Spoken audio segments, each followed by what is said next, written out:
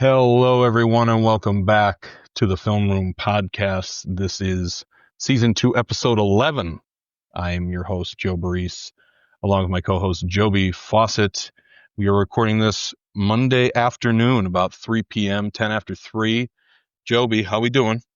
We're doing quite well, Joe. You know, I'm very, very busy for getting ready for week 10 of the high school football season. Joe, do you believe that is the final week of the regular season?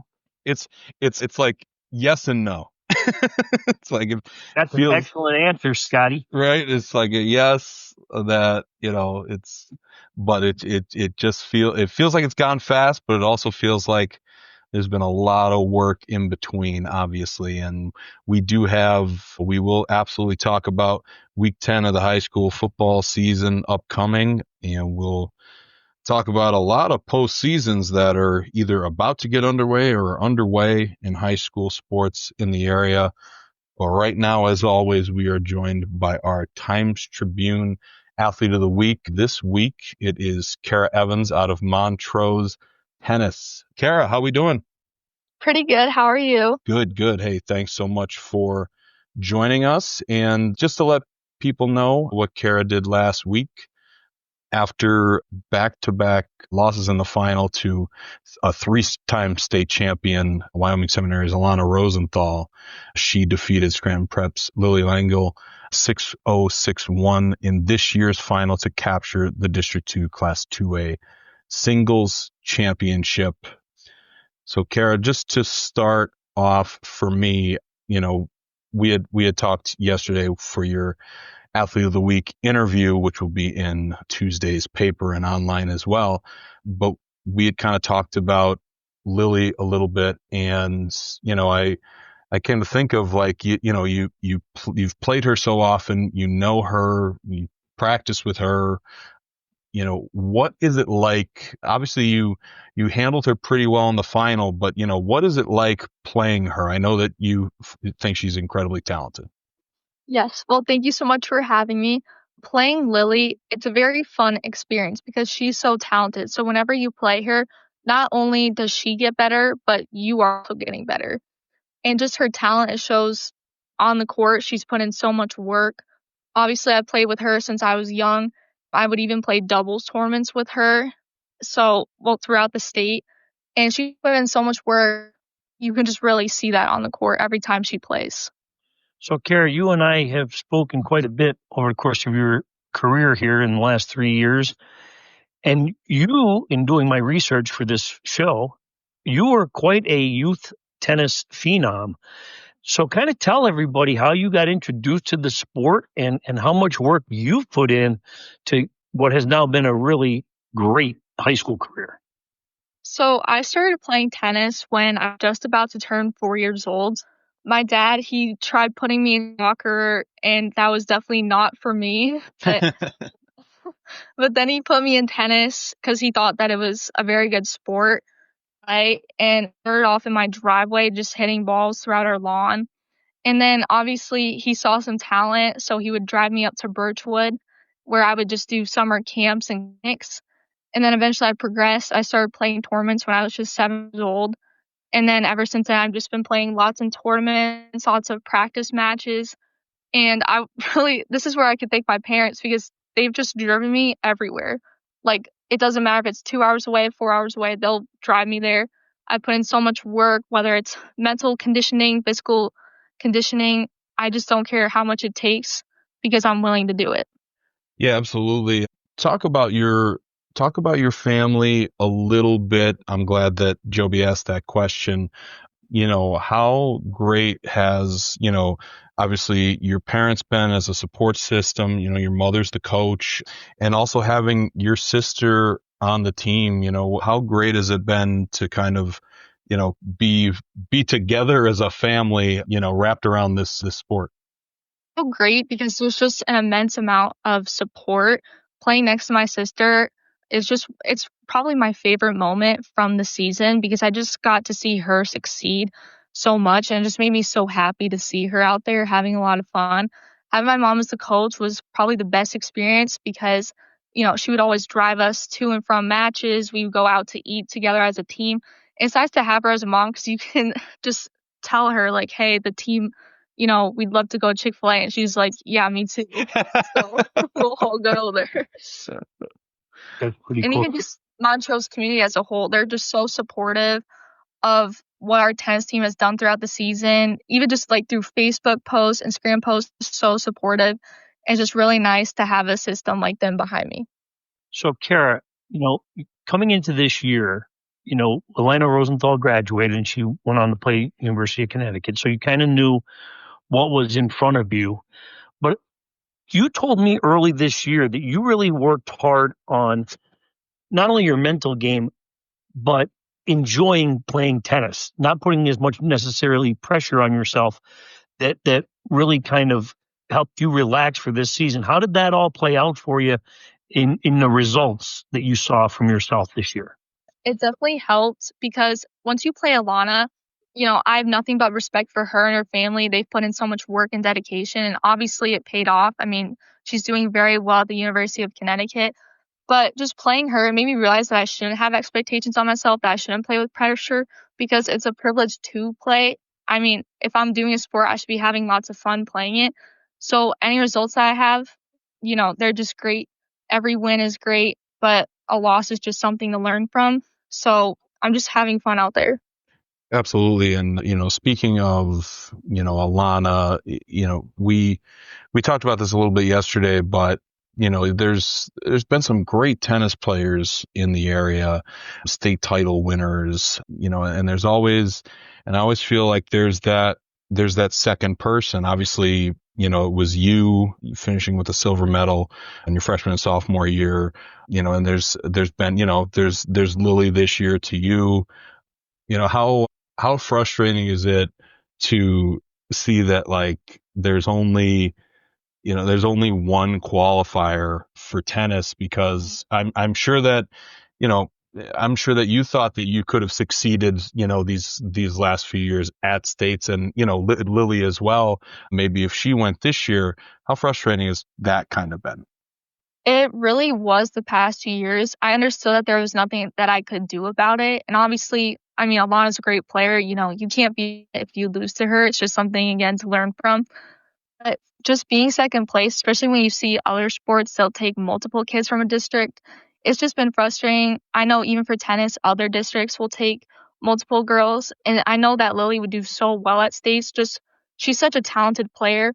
And I know there's girls in the tournament whom she's beaten them before in other tournaments.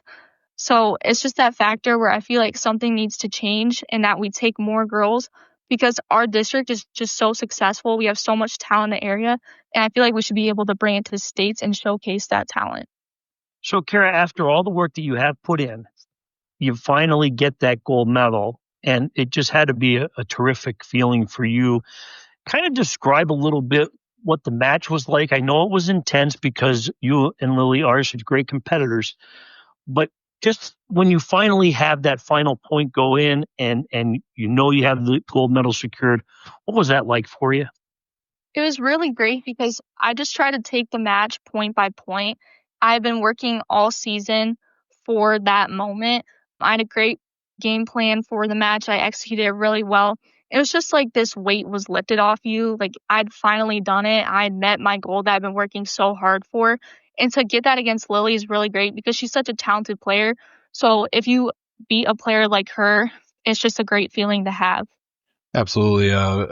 Cara, just to kind of piggyback off that, obviously there's a lot, there's Lily's one of them, but there's plenty of tennis players who you have played multiple times.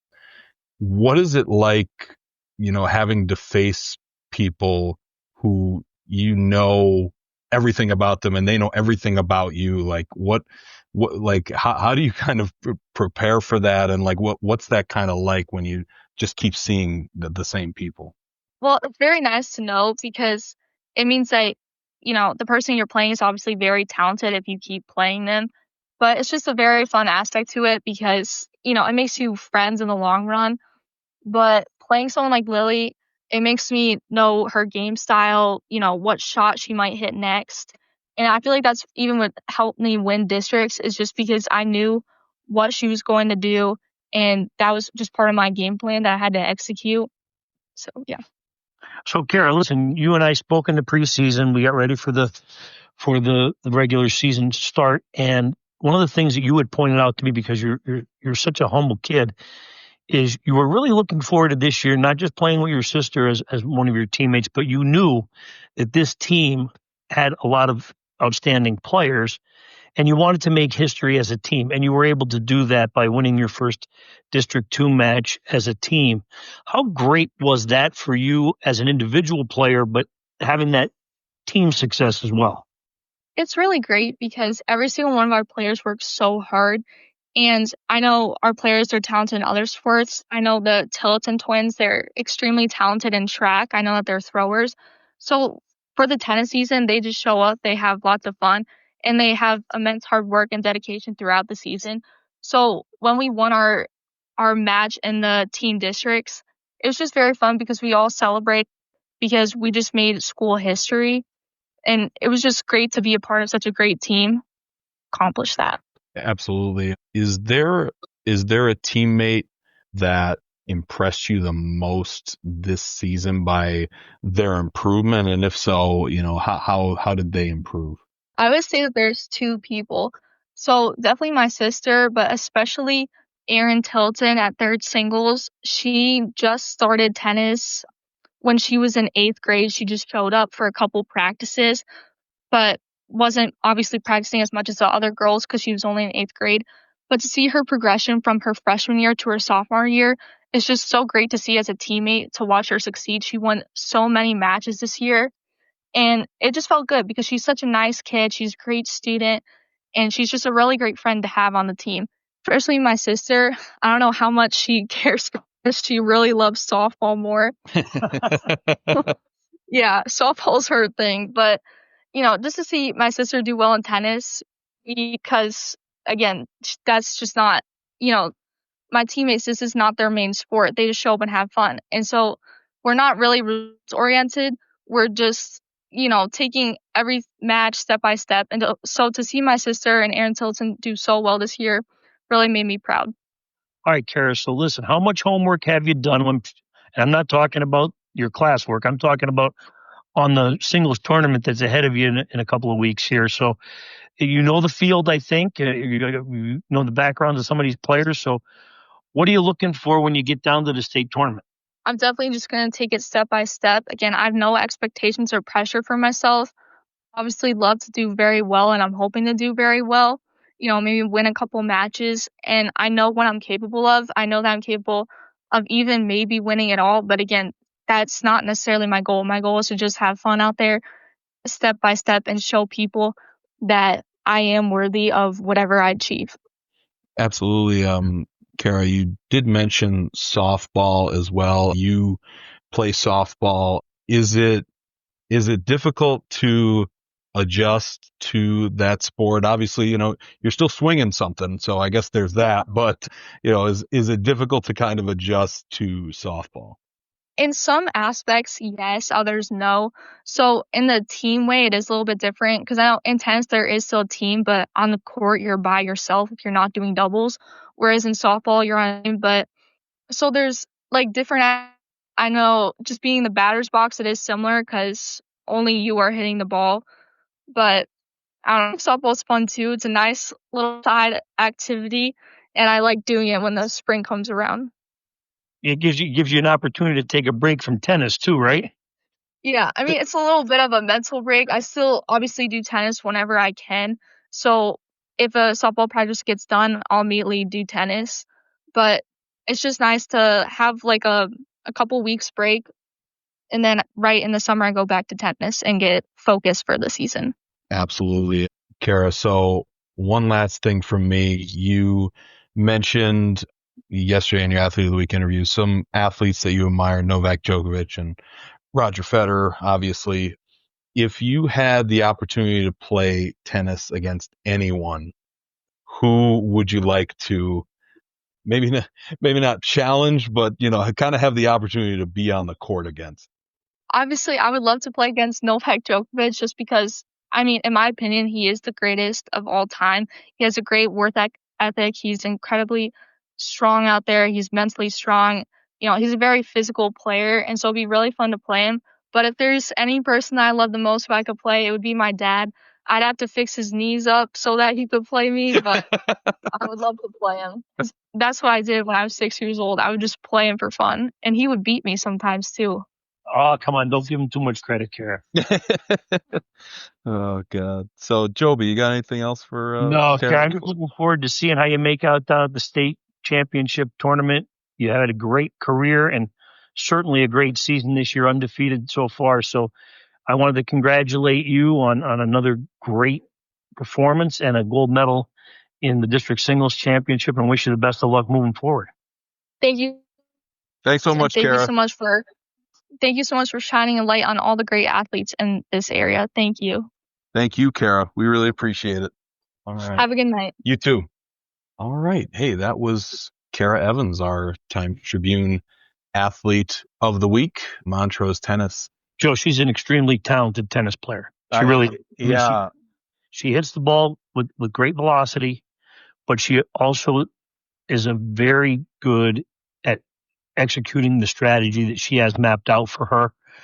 And yes, those matches against Lily Lengel from Scranton Prep have been outstanding. Now, I unfortunately didn't get a chance to see the final, but I had seen the previous time that they had played, and boy, it's intense and certainly, and she said, worthy of her accolades. She is. She really worked hard at this, and very happy for her that she won the district championship. Absolutely. And she seems super humble, considering, I've never seen her play tennis, but going up against the people that she's, gone against, and what I find really interesting, and she had some really good answers for, were, the fact that, better than me, we have had some absolutely fantastic tennis players come out of this area, win state titles. We've had singles champions. We've had team champions. Yep. And, that and also on top of, I'm happy you asked the question because I had it lined up as well. A team, you expect to obviously always see Scranton Prep, Abington Heights, 2A, 3A. They're your best teams. For a team like, Montrose, what an impressive season, they did not beat, a Scranton Prep, but they challenged them. And, that's just a major accomplishment. Yeah, terrific tennis this year, Joe. And if we can, or indulge me a little bit here, we want to certainly congratulate District 2 Class 3A champion Sona Hanumali from Abington Heights. Yes. It was a really banner fall sports season for the Abington Heights Lady Comets tennis team because, once again, her opponent in the final was from Abington Heights, Mishi Amit. And then in the doubles, it was an all Abington Heights doubles final. And Amishi and her teammate, Joe, help me out here, Sammy Rosenstein, who was the number 3 singles player all year for Abington Heights. They won District 2 Class 3A doubles championship. So Abington Heights team champions, singles champion, and doubles champion. Okay. We have Cara Evans, who we just spoke to, as the 2A singles champion. Again, she's undefeated. So she's been a fantastic player all year, whether it be 2A or 3A. And then the 2A doubles champion. No surprise here, Joe, because Cara is not eligible for the doubles tournament. And Lily, as the runner-up, is eligible. So she teamed with Emma Cuck, who's arguably one of the more successful singles players we've had in the area for quite some time. She lost like 2 matches or something? She only lost 2 matches, but again, she wasn't able to play in the singles tournament until this season because she was always the number 3 singles player at Scranton Prep, and teams were only allowed 2 players. So she was a semifinalist in her first singles tournament this year, lost to Cara Evans in the semi. So that very formidable team won the 2A doubles championship from Scranton Prep and will be considered one of the favorites for the doubles state title with that kind of, with their resumes being a number 1 and number 2 singles players. Okay. And then Scranton Prep, of course, won the team 2A championship. And Scranton Prep, Joe, and Abington Heights are in action Tuesday this week in the first round of PIAA qualifying. And if they advance, they will go on to Hershey over the weekend. And I think both teams have at least very strong chances to win. I mean, Scranton Prep's gotten to the final last year and won the state title the year before. So it would come as no surprise if Scranton Prep advances. But certainly Abington Heights last year, winning a matchup with the second place team from District 3, Abington Heights posted a victory and went on to play down in Hershey. So they'll be playing Wilson tomorrow at Birchwood Racket Club. Perfect. Joby, that really puts it into perspective how good the tennis is. Everything that you mentioned. No, because listen, Lily and Emma have been a big part of the Scranton Prep success, not just here locally and on the district level, but at the state level as well. Absolutely. So Cara was one of the many great performances that we had from last week, and I'm going to try to go through a few of them right now. Madison Smith of Abington Heights girls volleyball reached the 1,000th dig of her career. That's a lot of digs, feels like. Also from Abington Heights, Gavin Anders of Abington Heights football. We had talked about last week how he had surpassed the school's all-time receptions record. He's now at 122, but last week he set the program record for receiving yards. He's got 1,736. And games to play yet, Joe. What's that? And games to play. So he's just going to build. Exactly. Joey Pivorato of Abington Heights boys soccer had 4 goals and 1 assist in a 9-1 win over Scranton as Abington Heights completed an undefeated Lackawanna League Division 1 season. Lila Ryan of Lackawanna Trail field hockey had 2 goals and 2 assists to lead the Lady Lions to a 5-0 victory over Abington and added an assist in a victory over Crestwood. That was Crestwood's first league loss as well. So seems like Lackawanna Trail's playing well at the right time. Well, Lila certainly doesn't want Isaac to steal all the headlines. Exactly. So, yep, we had, again, Vera Downey. I feel like we bring her up every week, of Honesdale girls soccer, had 3 goals and 1 assist to lead Honesdale to a win over Old Forge. Callie Gillen of Valley View girls soccer had 2 goals and assists to lead Valley View to a win over Prep. She also had 2 goals and a 3-1 win over North Pocono. Natalia Arcangeli of Scranton volleyball recorded her 500th career kill. Rocco Rava of North Pocono soccer had 3 goals, including the 50th of his career in a 3-2 win over Prep. Braden Loff had a nice week. Valley View soccer had 3 goals in a 6-0 win over Honesdale. Scored the game winner in a 2-0 win over Delaware Valley. Also, much like John Lee Jean last week, he added 7 extra points and a 34-yard field goal in Valley View's 52-21 football victory over Wyoming Valley West. And we also had Jacob Wells of Western Wayne Soccer had 3 goals in a 4-0 win over West Scranton and 2 goals in a 6-3 win over Gregory the Great. Joe, Jacob Wells, by the way, also a kicker for Western Wayne football. Yeah, there you go. And also a wrestler. So, yeah, there's some. I'm sure I missed a few. But, yeah, a lot of... Joe, I'll give you a little pass on that. There's a lot going on during the course of a week. Joby, there's, last week we were a little shorthanded. So it seems to be the case an awful lot these. That's true. Let's be honest about something, Joby. We're shorthanded every day. Yeah. But there's nothing you can do about that. But yeah, so we're doing our best, Joe. We're doing our best, and that's all you can ask, right? So really, there's a lot going on this week, Joby. Right now, as we speak, well, I'm sure day one is probably over by now, but we got state golf. Scotty Walsh is out there covering that. Miserable weather, Joe, for day one. Exactly, just brutal. No. You know, it's funny because didn't we talk about that earlier? Yeah. You know, and you just kind of, you feel, you have to be careful because it is a fall sport. So you anticipate this, but for the most part, the weather has cooperated all fall. Yeah. And then this may be something that you want to look into, Joe, but like last Thursday when I was at the Thursday night tilt at the Abingdon Heights Athletic Complex, a very brisk wind just came into Northeast Pennsylvania. Yeah. And look, I was out there in shorts because I'm a fool. But, Out there in shorts. and listen, here's my explanation on that because actually I got asked by everybody on the sideline if I was, is there something wrong with me? And, there's a couple of reasons why I do. I try to extend that procedure as long as I can because I much prefer wearing shorts than I do wearing a long pants. Sure.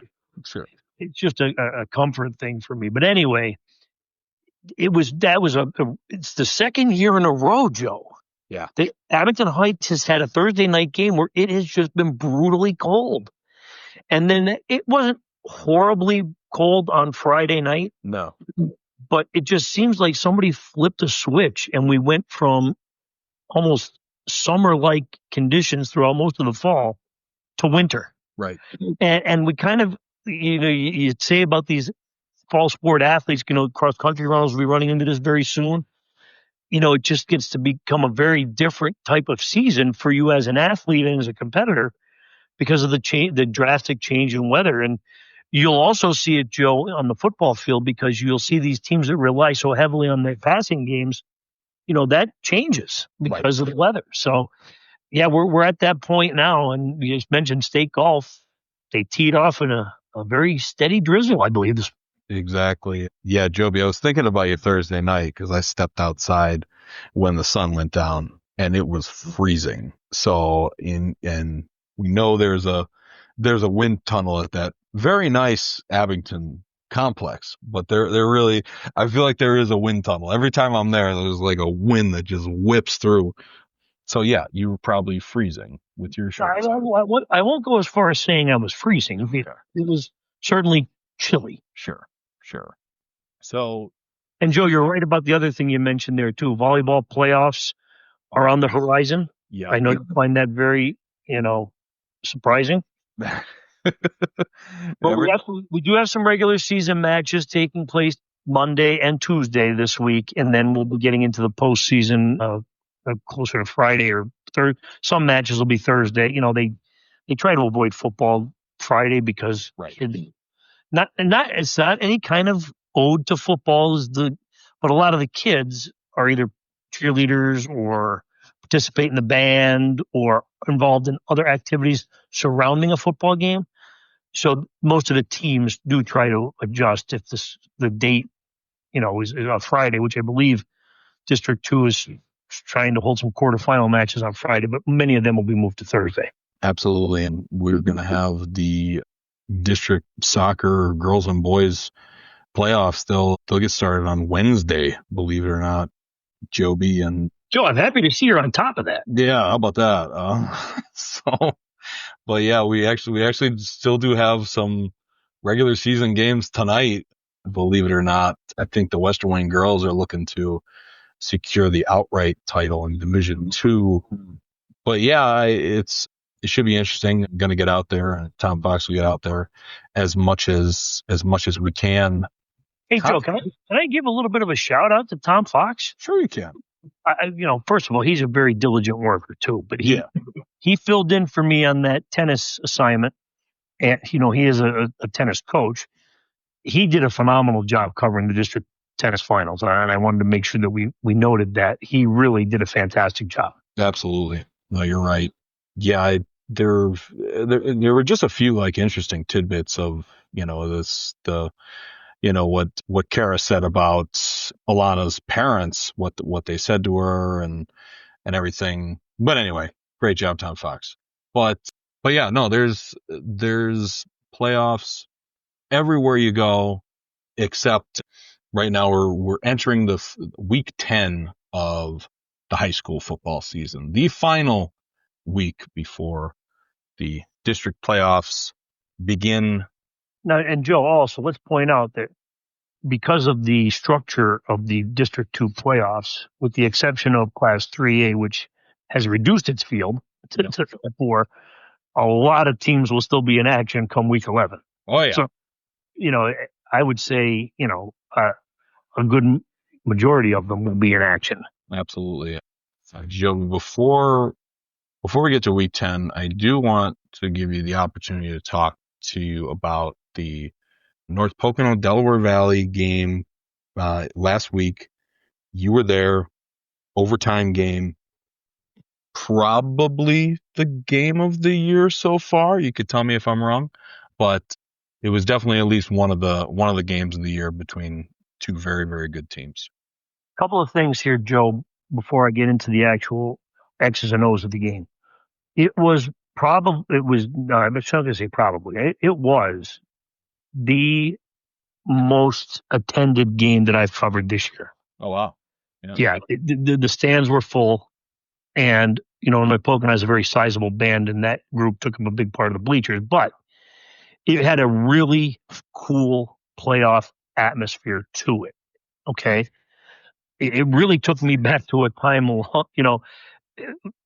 the dynamic of high school football has changed a little bit in Northeast Pennsylvania. I'm not going to say it's not still popular. It certainly is. But with the, social media, with streaming games, multiple ways where you can follow a game now in the computer era that we're in, I think the actual in-game attendance has dipped considerably. And I don't think anybody would argue with me on that. But this game in particular, a lot like the Valley View Scranton prep game in week 1, had that really kind of old-time feel to it with how big the crowd was. The game itself, Joe, it was a refreshing battle of two extremely talented teams that are well coached, and that when your stars play at a high level, that's the result. It was a really excellent game. I can't really describe it other than to say it was a really outstanding high school football game. Yeah. That's what you always desire when you put two very good teams against each other. It just doesn't always materialize right field necessarily. But boy, Joe, from Cole West playing outstanding to Chase Zimmerman making the incredibly difficult stop on Mike Isolino, who is one of the better backs he's going to face, on a 4th down at the goal line in overtime to preserve the win, to role players just coming up huge time and time again during the course of the game. It was just such a well-played football game, too. There were a couple of penalties, but they weren't earth-shattering penalties that, you walked away saying, boy, that was controversial. It was a clean game, well-officiated game, and I thought both coaches did a great job calling the game. And, I enjoyed it. I really did. I walked away enjoying that football game. Now, I don't know if I did a great job of kind of describing it to the audience in my recap, but I don't think I could have done it justice. It was that well played a game. Well, Joby, you covered it every which way you possibly could. Video, you got great video of that last play. Joe, that video, by the way, on Facebook is getting close to 80,000 views right now. I was gonna say that's exactly what I was gonna say next. It's getting a lot of play. You got the interviews up there. It was funny, not to. I'm not trying to insult anything or anything, but when I put my video up, just like, and I see like you pretty much put them up like at the same time, I'm just like, oh yeah, people are going to be all over this North Pocono Delaware Valley game. Well, and ignore my highlights. That's not true. That's not true, Joe. And I will tell you, I thought you did a great job with the video of the Lakeland West Scranton game. Thank you. You're right on top of the action. Yeah. So that's good. I will say this, and again, we've had a couple of people kind of chime in and help us out with some stat corrections. And just so people know that when we do the videos, we're doing them ourselves Exactly. with our phones.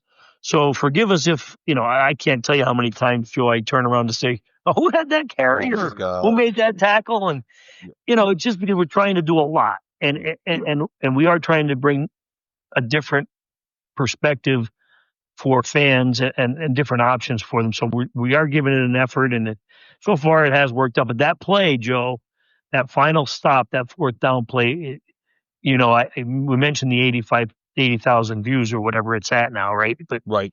The funny thing about that, when you go through the analytics, which I have access to because it is my Facebook page, and that video itself has garnered, it just has gone outside of the people who follow the page. Yeah.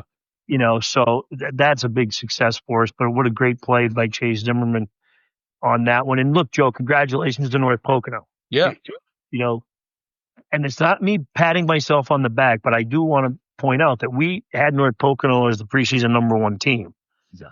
And this team has really responded. They've had a couple of good challenges early on against Pittston area when Cole West was our Times-Tribune Athlete of the Week, and he had a phenomenal second half. Yep. They had a great fourth quarter against Abington Heights to pull away there 24-10 from another tight game. And then here in this test against Delaware Valley, rose to the occasion, played very, very well, and won the Lackawanna Football Conference Division I championship. So congratulations to North Pocono. Now, they have an extremely difficult Week 10 opponent. Yeah, they do. In Scranton Prep. Now, that game will be on the road, so you don't want to get too high after the win over Delaware Valley. Because knowing the competitors those kids are at North Pocono, I'm sure one of the goals is to finish the regular season unbeaten. Again, that won't be easy against Scranton Prep, but I know that this is a game that these kids are really looking forward to as well. So, a very difficult back-to-back weeks, Delaware Valley and Scranton Prep for North Pocono. Exactly. But like you said, Joby, first of all, I think we've peeled the curtain back a little bit on this, but you had North Pocono at number 1 in June when you were doing this. So, just to give you a little bit more credit. No, I don't want credit, Joe, because I will tell you this. I kind of took a flyer on them. Yeah. Just because I thought they had a pretty good end of last season. If you can remember back, they gave Delaware Valley a pretty good game in Week 9 and gave Scranton Prep its closest game. Yeah. During its, run through the regular season last year when Scranton Prep was our unanimous number 1 team after the 10 weeks. And then won that Eastern Conference playoff game, that extra game that they got to play against Hamburg. Yep. Just destroyed that team. Yeah. Okay. And when I look back on North Pocono, they had a good season, but it wasn't the season that they had wanted because they did suffer a lot of injuries. Right. But anytime you have a season like that, Joe, where you kind of go through adversity, I just think that if you have enough of those players coming back, I thought they could have a good season. Now, again, 9-0. It's pretty impressive. Exactly. The third North Pocono team to be undefeated this late in the season, right? Well, I guess I can't lie to you. I did a lot of that research very, very early on Saturday morning before I ended the Carbondale area Susquehanna game. So forgive me if I don't have it right off the top of my head. But I believe it was 1968. They were 8-0, right? Mm-hmm. And then, of course, the 12-0 team from 1991 that won the Eastern Conference Championship, beating Berwick, but were denied a bid to the state playoffs because of the extremely complicated rating system that the PIAA used back then. And many will tell you that North Pocono team was considered the best high school football team that has been produced here in Northeast Pennsylvania. So sure, that's what the team now is going to try to go out and certainly they'll be ranked in the state again this week, as they have been the last couple of weeks, and we'll see. Again, huge game against Scranton Prep on Friday. Exactly. And, speaking of Scranton Prep, talk about, stepping up when you absolutely had to. And circle the wagons, Joe. Exactly. And just, beat a great team in Jersey Shore pretty handily, which was surprising. Well, I think, Joe, people in our area may not be familiar with Jersey Shore's work. Okay. Right. This is a program that's been to a state final in the last 4. Okay. And been to some semifinals in the last 4 or 5 years. So, and this was a very highly respected team coming into this year, a team to watch, I think, last week in the state rankings by my good friend Eric Kepler there at Penn Live. But yeah, I mean, look, this Scranton Prep team, when it plays well and it's healthy, I'm telling you, it's going to be a really formidable opponent for anybody. And if in fact Scranton Prep is fortunate enough to clinch a playoff berth for the District 2 Class 3A playoffs, again, that 14 field, you cut it in half. Right. It went from 8 to 4. So again, the job is not done. There's only 2 qualifiers in already, and that's Berwick and Wyoming area. So a lot of teams battling for that number 3 and number 4 position. Absolutely. So that is going to be a heck of a game. North Pocono at Scranton Prep. Well, sorry, at Dunmore. Right. But yeah, it's just there's some, that's one of the good games this week, and that's I don't know what you're going with game of the week wise, but any other week I feel like that would be the surefire game of the week. But you also have close enough attention. Yeah. Well, I don't want to give it away, Joby. Why? We have to promo here, Joe. That's part of our deal. Lackawanna Trails playing at Riverside for the Lackawanna Division 3 title. Massive game against 2 very good teams. Joby, tell us a little bit about Trail at Riverside. Okay, so Joe, here's the deal. It's an important game, clearly, because it's for the Lackawanna Division 3 championship. Sure. But it's also a pivotal game for Riverside in particular. Okay. Riverside right now sits as the number 2 seed in the District 2 Class 2A power rating standings. Right. Okay. Riverside and Lakeland are locked up in with the same record, but Lakeland has a higher power rating because it beat Riverside head to head. Right. Okay. That number 1 seed for the District 2 Class 2A playoffs is an absolutely coveted spot to have, as you have home field then for the semifinals and the final if you are able to advance. Okay. So that makes this game very important for Riverside. It's also very important for Lackawanna Trail, not so much in the sense that it impacts them at all for the postseason, because it doesn't. Trail has already locked up the number 1 seed for the District 2-11 Class 1A sub-regional playoffs. Okay. A playoffs that it won last year. So, but certainly Lackawanna Trail would like to win the Division 3 championship for a 3rd year in a row. Certainly. So, and Joe, it's got all the makings of a terrific matchup. Lackawanna Trail has the number 1 offense in Division 3. Riverside has the number 1 defense in Division 3. Mm-hmm. Lackawanna Trail's got the number 2 defense in Division 3. Riverside has the number 2 offense in Division 3. So these are, look, the standings tell the story. They're the 2 most dominant teams in that division. And you wouldn't want it any other way. I would like these 2 teams to play week 10. Let's decide it on the field. And that's what we have here. So I'm really looking forward to the game. I think it does kind of swing, in favor of Riverside, if you're going to give a slight favorite, only because the game's at Riverside, which you've been there, Joe. It's an extremely challenging place to play. Absolutely. It's a very cozy environment. I was going to say it's tight. It's tight. And Trail's not used to that necessarily, but Trail has played some very good opponents throughout the course of this year. We mentioned a number of times those 5 Class 3A teams that they had to navigate through early in the year. So it's going to be a great football game, and no better way to finish up the regular season than with this one.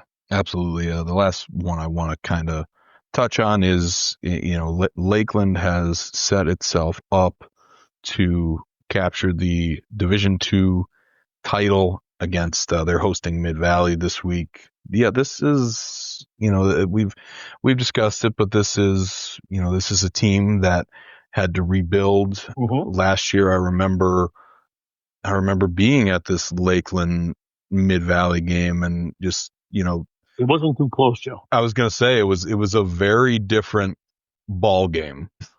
And, with Lakeland not only dealing with throwing those young guys in to get experience, but I believe dealing with plenty of injuries as well.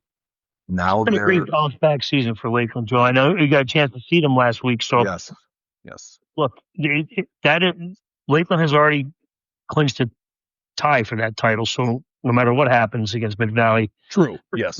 Lakeland will be the division champion, but Mid Valley can grab a share of it. Right. It was to win that game, and certainly then Dunmore also would like its third of the title if it finishes off with a win over Western Wayne. So yeah, Lakeland, great bounce back, but that's a big game for Lakeland because again, you want both Lakeland and Riverside want that number one seed. Yep. In Class 2A. Yeah, no, absolutely.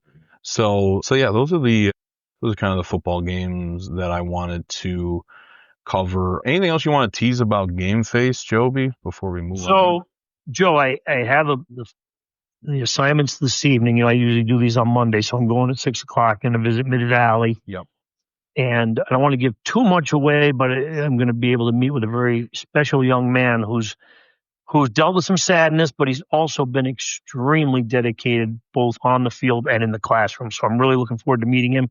He's a multi-sport kid at Mid Valley, so that's going to be coming up in Game Face. We'll have a preview of that game of the week, obviously. And, so we'll see how it all plays out. The players to watch and the capsules and a lot of the little tidbits of information that people are going to need to know on how the outcomes will affect where and if these teams play in playoffs.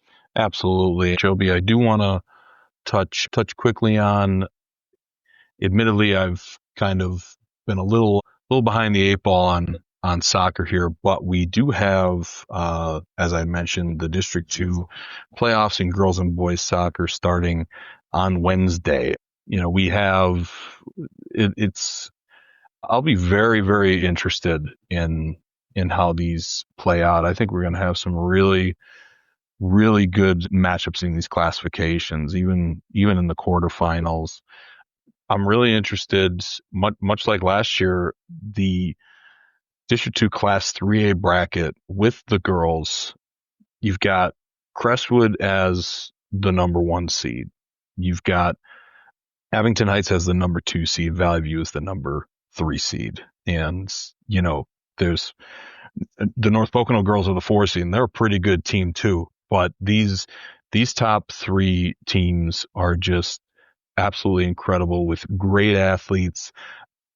Valley View has really, I don't even want to say, found its footing. It's just that they were hit a little bit by graduation, and they put together a 13-2-1 season. Obviously behind Amelia Rux at goalie, Callie Gillen. They've really absolutely hit their stride. You got Abington Heights with obviously Lilia Calvert. You got Crestwood with Jordan Andrews. I mean, that's gonna be, you're gonna have one of those teams not even make the final. But at least one of those teams. It's crazy how talented that class is. Correct me if I'm wrong, because you're much more in touch with this than I am. But so Abington it lost to Crestwood, right, when they played head-to-head? Correct. And Abington's played Valley View twice, right? Yes, tied them once. That's a tournament field. Exactly. So that's going to be very interesting. Class 2A, that Wyoming area girls team is fantastic. You got them at 15-1, Lake Lehman at 14-2, and a very good Mid Valley team at 13-4. Western Wayne as well, 13-3. Honesdale 13-4. That 2A field also is a heck of a field. So that's why we have playoffs. Exactly. That's why we play it off. It's this is going to be, seriously, this is going to be a blast, and I don't know that. I think we may have a few. Basically, it's going to be hard to predict, I would say. When you come to the boys field, Mountain View has had a great season capturing the Division 2 title. And also they are the number 1 seed in the 1A field.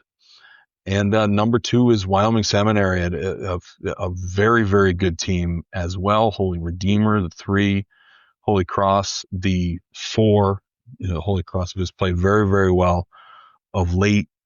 In 2A, you've got Lake Lehman, an excellent team at 17-1. Riverside 15-2. Tunkhannock 15-3. Dunmore, obviously, we had John Lee Jean on last week. They're playing very, very well to end the season. We're exactly where they want to be. And you're looking at a quarterfinal matchup of a Dunmore and Western Wayne. Western Wayne, who's had an excellent season. We had talked about Jacob Wells earlier in the pod. That's a first quarterfinal matchup. I mean, there's a lot of great things. Class 3A, Abington is an excellent team and definitely favored to win in 3A. The North Poconos got a great team as well. Dallas is the number 3 seed. You're looking at a team that made the state semis last year. Wampaupack is not an easy team to face. It's gonna be very interesting, and I'm gonna have some fun with it, Joby. Well, that's good, John. I'm looking forward to your coverage. Extensive outlooks on all these matchups. It's gonna be interesting. So again, that's why we play them off. That's right. Now the teams out there on the field, and let's see what we got. Absolutely. So I think we've hit. No, we haven't hit on everything because we have not. We failed to mention that Penn State lost on Saturday. That's true. To Purdue, and I only bring that up because I'm curious. No, so I watched the Hawkeyes, Joby, Iowa. Iowa. No. Did I mention that it was Iowa? You said Purdue, but that's okay. Oh, sorry, not Purdue, Iowa. The Hawkeyes. Yes, it was a similar colors, right? Yeah. Anyway, so I got a chance to watch College Game Day in doing some work before I headed up to Susquehanna for the Carbondale game. Yeah. Sabres. And James Franklin was on, and I was interested to see how he handled that situation, that interview, and I thought he did a good job. But it was kind of interesting for ESPN to do that and kind of give him a pulpit to kind of sound off a little bit, and he did. But I think he did so in a respectful way. Yeah. But my curiosity was piqued because I know they brought in Terry Smith, I believe, is the interim coach. Yep. And he had a lot of the similar mannerisms on the sideline that James Franklin did. No, really. Yeah. He's constantly supporting his players or whatever. And, so Penn State, again, suffered a narrow defeat to a team I would think that based on what we thought coming into the year, or fans thought coming into the year, would be considered an inferior opponent. Sure. That's right. Still a good team. Still a very good team, yeah. Right? I mean, ranked earlier in the year, not at the moment, but maybe they will be now. But again, I would think coming into the year, you would chalk this in the win column. Definitely. You're right. Okay. Yeah. Remember, Penn State was the number 2 team in the country. Right. But I can't. The reason I bring it up, Joe, I'm not. I cannot emphasize enough to fans. So when Penn State lost to Oregon in overtime, double overtime, right? Mm-hmm. So that game meant so much to the players who had committed, an entire offseason to challenging for a national championship. That's the reason these players came back. Right.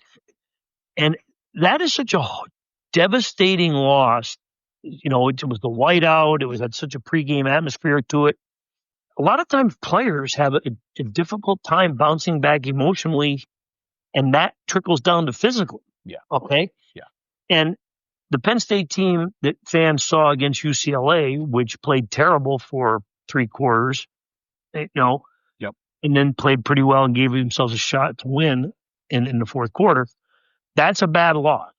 Okay, but it was a loss that can happen when players are so disappointed in the previous week's result. Yeah. Okay. Now, the loss to Northwestern, I think, is a trickle-down effect because now the season's lost. Right. Sure. You've lost 2 games in a row, and now you're looking at more what bowl game you're possibly going to see. And remember, these players were heavily invested in trying to win a national championship. So now maybe they've kind of checked out a little bit. I don't want to ever accuse anybody of that, but and that was a narrow defeat against Northwestern. Okay, so now another narrow defeat to Iowa. So it's interesting to see where the program is right now. Right, exactly. Let me say a few things. Okay, so I wholeheartedly agree. I never expected Penn State to win that game. That's, to me, that was an impossible situation. And, going in with, for Ethan Grunkemeyer, having to replace Aller and, Yep. Just the whole week, what a whirlwind. So how do you perform? How do you win a game against a very solid Iowa team? So that's just tough. You got to feel for the kids. But yeah, also I thought that you mentioned the James Franklin interview. I thought that he handled himself very well and he looked very good. And that was kind of like his first thing to say, hey, I'm ready to coach somewhere else as soon as possible. He's in, he loves football and he wants to coach. And I thought it was funny when he said, like, yeah, I literally have no hobbies. I don't fish. I don't, he loves football and he's going to end up somewhere and he is ready to go. And Joe, the coaching search at Penn State is ongoing. Terry Smith's not going to be the coach. No, exactly. And one thing I want to say, Joby, as a journalist, it's tough to ask the hard questions, but when you get a James Franklin in that situation in College Game Day, you need to ask him a difficult question. I'm sorry. Yeah, I'm sorry. Look, that's not. Maybe they said, like, you can't ask things or something. I don't know. I don't want to. But then I wouldn't have had him on. But that being said, I'm not so sure there's a lot of crack journalists on that. A good point. I'm happy that at least Reese Davis jumped in and said something about his record against top 10 teams, and James answered it. James, geez, what am I on a first name basis with him? But exactly, you should be on a first name basis. But he answered it well, and I just would have been more interested to see him answer questions that were more difficult than when they asked. And oh my God, they thanked him in between every question. It was like, I don't know. I'm not trying to. It wasn't 60 minutes, Joe. It wasn't 60 Game minutes. Day. I could have used a couple questions, but hey, it didn't happen. And because Franklin would have been able to answer them well, like he's a smart guy and he would have been able to answer them. But anyway, that's my 2 cents. I would have liked to have seen more from the interview, but yeah, this is just a weird and impossible situation for Penn State, especially this week. So it'll be interesting to see how it plays out, who they end up hiring and everything. But man, I never thought we'd be here at this spot with Penn State at this point in the season, and obviously nobody did. That's for sure. Yeah. So anyway, that's all I have for this week, Joe. Hey, that was good stuff, Joby. It's always fun to talk to you, and we absolutely, as always, thank our Times-Tribune Athlete of the Week, Cara Evans, for a great interview to start off the show. Seems like a wonderful person, and her mother was also super grateful when I called her yesterday. It's very funny when, like, you get that first, like, hey, this person's the Athlete of the Week, and they're just so obviously it's their daughter, but the coaches are like so excited for their kids, and why shouldn't they be? But it's great to kind of hear that, like, oh, that's great. it's like that excitement. So I'm happy that we could, honor the athletes every week like we do. They deserve it. Follow us online, the times-tribune.com/sports. Follow our X account at Sports TT. Follow us on Facebook and Instagram, Times Tribune Sports, and follow. Geez, what I do, I follow Joby's page on Facebook. It's Joby Fawcett, the Times Tribune, and that's honestly the easiest way for me to keep up with everything. If I have a day off or something, I'll just go to Joby's page. So hey, keep it active, Joe. Keep it active. So it's pretty easy. Go there. Yeah, and that's it. I mean, follow along. It's going to be a busy week, and I'm honestly looking forward to it. So, and I want to thank you again, Joby, for taking time off, especially, earlier in the day. I know you got a Game Face feature to get to.